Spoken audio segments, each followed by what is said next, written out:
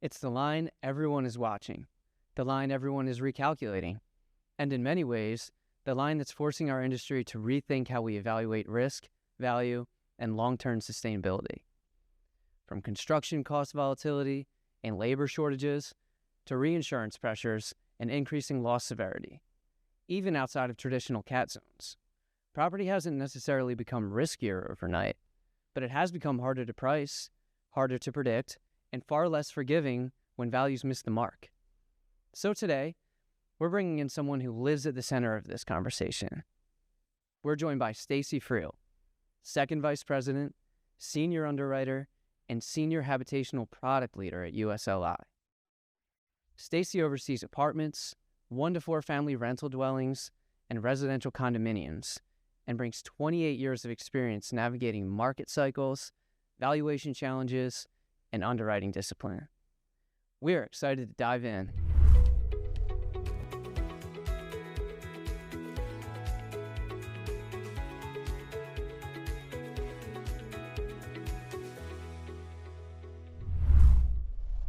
Stacy, thank you for being here. Thanks so much for having me today, Will. Of course. We're here today to talk about the state of the property market and insurance. Can you elaborate what you're seeing today?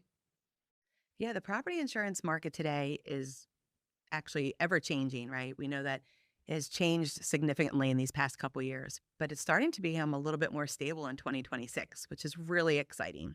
What we've heard in the prior years is instability and volatility and premium rate increases and carriers changing what's eligible. So what's different? Yeah, so last year, for if you remember, the hurricane season did not really hit us as hard as expected. So there was a lot of modeling that was looking that it was going to be a very expensive year. Fortunately for carriers and reinsurers, the market went from, I guess it was 107 billion last year, and their expected was a $200 billion loss last year. So that's a lot of money that, yes, was not paid. So now you're looking at, having such a successful year last year. They actually now are the property markets are going, maybe we can start working and writing some more business again in certain areas. Maybe we don't have to increase rates as much as we need to. So it's actually a really exciting time for property markets. That is exciting. And for policyholders and agents alike, absolutely. That it is. The previous years, and we had an episode on cat claims, that had contributed, and unpredictable weather patterns had contributed to those difficult years. Is that right? Yes, those cat claims, also not just cat claims, meaning like your hurricanes, right? But also those secondary perils was what we heard about. You didn't have secondary perils years ago. These new trends in the climate change, which is really contributing to these type of perils. When we talk about secondary perils, we talk about those tornadoes, those ice storms, wildfires in areas that we've never seen before. So those type of losses aren't currently modeled, or they weren't modeled up until recently. So a lot of modeling is trying to depict and trying to understand where the next one's going to pop up, right? So those carriers are trying to keep up with that, right? And that's where we saw a lot of that rate increase happening from. Yeah, that's what I'd like to get into next. It's a delicate balance with an unpredictable nature. If anything we know about nature is that it's unpredictable. Carriers have to remain profitable to offer property coverage in the very first place, right? So talk to me a little bit about that balancing effort in that game. Yeah, so carriers, they're constantly looking at how much business they're writing in a designated area, right? So looking in certain territories, seeing where the types of losses that they're having, is it something that's out of their control or is it something that's in their control, right? So occupancy plays a part. Are they going to stop writing in a certain segment of business, or is it because they're in a certain state that maybe has certain types of losses, right? So I think a lot of carriers out there have been looking at that book of business and trying to make changes to stay in the business, right? So they'll maybe do some deductible changes. They'll increase deductibles. We've seen they may cap or not write certain types of construction types, frame. I know some carriers stay away from frame construction type because if a fire happens, it's just going to take the whole building out, right? There's not so it's a total loss in most cases. So a lot of markets at that time, that's what they were looking at, and now we see that some are now starting to enter the market again and writing some of that higher target or the higher loss susceptibility of those types of buildings. There's a lot to unpack there, and there's a lot of valuable information there. And you refer to looking at a book of business, reviewing a book of business. What tools are at your disposal to make sure the property is what you think it is? So underwriters today use a whole bunch of tools. The internet is our friend. Um, if we don't have an inspection in hand, which not every carrier is going to, or not every agent's going to supply you with an inspection from a prior carrier, right? We still have to analyze the data. We still have to kind of make sure it's what they say it is. So, the building type, the construction type, the age is important. Um, Even just making sure we understand where the location is. Zip code plays a huge underwriting role because, certain areas could have higher crime scores, they could have brush fire areas, right? So making sure that those zip codes are accurate is important as well. So I would say, those things are kind of what underwriters have been looking at recently, as well as using the tools on the internet for verification purposes, right? We always want to check to make sure it's a shingle roof and it looks nice and it's not half blown off. We want to make sure that the insured has been taking care of the property. Right. And it's so interesting to think about what's available now as compared to what used to be. I have a relative of mine who was in the insurance industry a little while back, and he likes to talk to me about it. He was an underwriter. They had these long drawers that they'd pull out with maps on them that had coffee stains, and they smelled like cigarettes, he told me, and they had pins in them. And that was their best effort to figure out, all right, where are we writing property currently? Where else can we write it? Are we experiencing losses in certain areas? So it looks a lot different today, doesn't it? Does, yes. The modeling and aggregation tools that carriers use today to pinpoint how much they're writing and where is what's used, is used heavily in how they make decisions going forward for that year. Also with reinsurers as well, right? They have to reinsurers want to know how much you're writing in a designated area. You have that tool at your hand instead of just little push pins now and go, oh, I think this one the blue equates to 3 million. This one equates to 1 million, right? And adding it up. We have these tools that just are able to tell us where we write, how much we write, and how much is susceptible to any type of claim that may come up. Yeah, that data is valuable. Allows you to be more efficient, I'm sure. And you're able to then, maybe even target some other areas or grow in that area, right? If it's something that you're not seeing a lot of success in, maybe you want to target that area and say, oh, what do I need to write more business there? And take a look at that and try. And like I said, just try to get in where you can. Interesting. You mentioned reinsurance. Can you talk a little bit about the role that plays for a property insurer? Sure. So reinsurance, each carrier is going to hold on to a certain level or capacity.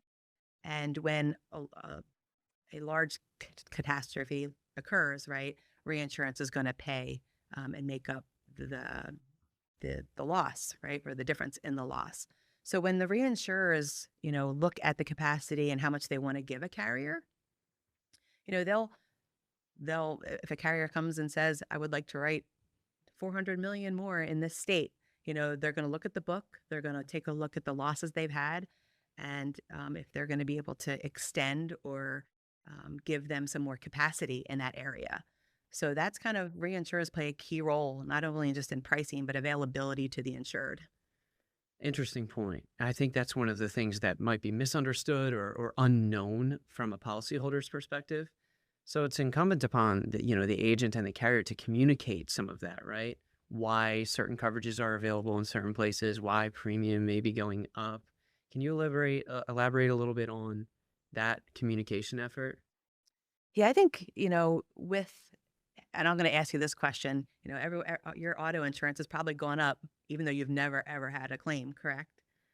I don't know about the claim part, but Mine yeah. has. I can tell you, I've been insured for 20 years, and I keep paying more and more premium. It has nothing to do with me or the losses that I haven't had, but it's also going to, really be about the pool of insureds that they've had and the losses that they've had, right? Right. So it's to supplement. So those type of things, in the marketplace, do happen and do occur. So those rate increases sometimes do get put onto that insured. But as I stated earlier, in 2026, it does look like it's going to start maybe even leveling the playing field. Rate increases aren't going to be as substantial as they were in the past couple of years. And as you said, with the reintroduction of some new markets, even that coming into play, the reduction of rate could also play a key role in helping out insureds who have maybe maintained their property and never had a loss. Why should they get looked at the same as someone who had a loss a couple years ago? That makes a lot of sense. You started this episode by saying there are ebbs and flows, and it's unpredictable when it comes to property. So have you seen similar trends before, where maybe a period of volatility is followed up by a year of profitability? Is this common occurrence, or It is. we in a unique time? Yeah, I mean the hard and soft markets, as people do talk about, it does play in a role, um, and it does change. Does change based on a lot of variables.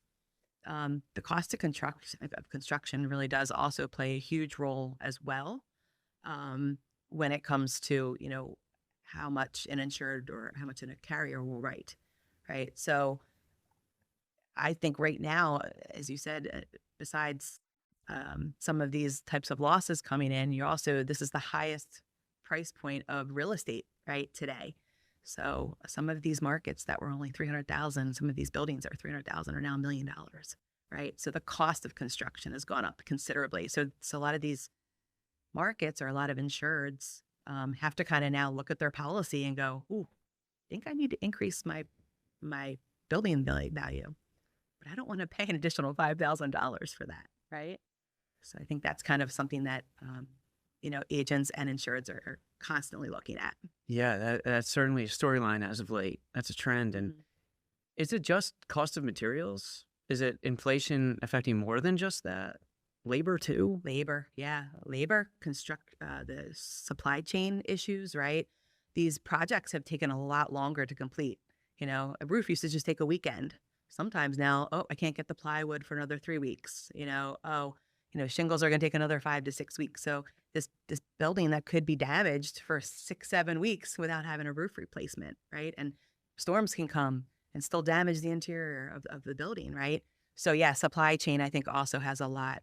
Also, the availability of contractors has really taken. They're just not as many as there used to be, and they're hard to find, especially a good one. Yeah. Yeah, that's a big piece that I don't think folks think about too much. Availability of contractors, availability for work, how expensive that work is. What about the market, like the actual physical place where this property stands? Could you talk about the difference between a building that might be in rural Pennsylvania versus Manhattan and how insurance carriers approach the two? Yeah, so the cost of construction, that big swing, right? We talk about that swing. To build something in outside of Philadelphia, Pennsylvania looks different than in Manhattan today. So always looking at those values, those stated values, understanding that construction looks different depending on what territory you're in. So a lot of insurance carriers use a lot of valuation tools to kind of put that into play. Again, they want to just make sure that they're giving the insured, proper insurance coverage, right? Because proper insurance coverage is kind of the main game, right? Of what we want to make sure we're putting them back to whole is what an insurance carrier is supposed to do. What is improper insurance coverage? Is that just undervalued? Yeah, undervalued, not insuring to value. So a lot of markets, because of the cost of building coverage these days or the cost of insurance, we've seen a lot of insureds go, "We'll just insure it for a $300,000 building. I know it's worth $1 million. Let's just insure it for 300 because that's all my mortgage is," right? Now, again, depending upon some carriers are okay with insuring that for just to bridge the gap for the mortgage, right? And they're okay with just insuring a partial loss. But a lot of times the carriers require you to insure it for co-insurance, right? Or an agreed value, a stated value, right? So underinsuring property, with carriers who write underinsured properties, if you underinsure it too long, you're not getting the appropriate rate for the exposure for the loss that's is going to occur, right? So that's kind of the end game or the game of insurance property 101, right? Goodness. So Yeah, you better hope you don't have a total loss if that's the yeah, case. or you have a lot of money in your bank to help you facilitate that building construction. Do you run into that a lot? I imagine, maybe an account was placed with a carrier and it has renewed year and year and year again. Like you had mentioned earlier in the episode, values are not the same after a few years. So what does that look like if you reassess a book of business? Tell me about that. Yeah, so reassessing the book of business, most carriers operate within like a co-insurance requirement, right? So it is up to the agent for them to go back to their insured and say, look, this is where we are. This is the cost of construction. Why haven't values increased? Let me run a new building valuation, right? Let me run the valuation to see what it should be at today to make sure you're adequately insured in the event of a loss. So I think, it is up to insurance carriers try to play a role in it by sometimes running some valuations and letting the insured or the agent know, but sometimes they don't. So again, it is up to that agent to kind of look at that renewal and go, all right, are they where they need to be? That's a really great point. I think it's important for potential policyholders who may be listening to this to know that they can advocate for themselves to make sure they're properly insured, and for our agents that are listening to make sure that that is communicated. It's so important to make sure there's proper insurance. That leads me into my next point about a potential takeaway for our listeners here. One big piece of information that they could leave this episode with. Where would your mind go with that? Oh, there's a lot of ways I could go with that one. I would say that, as 2026 evolves, making sure that, taking a look at the insurance policy is important. Using and looking at other markets availability, because again, there may be other markets available instead of just that one or two that you've been using for as long as you have, right? So again, whether it not just be price, but being aware of the coverages that are given. Maybe there's other markets now that are offering more coverage than they have in the past, because remember that change that we've said that we've seen in these past couple years, they're now getting we're offering a little bit more. So again, there could be more coverage and more availability to lines of coverage, more so than they have been in the past.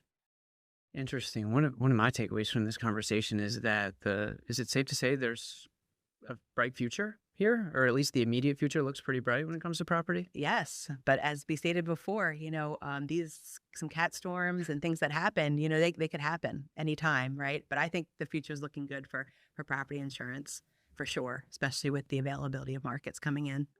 For our listeners, thank you for listening. Be sure to tune into the next episode of InTrend.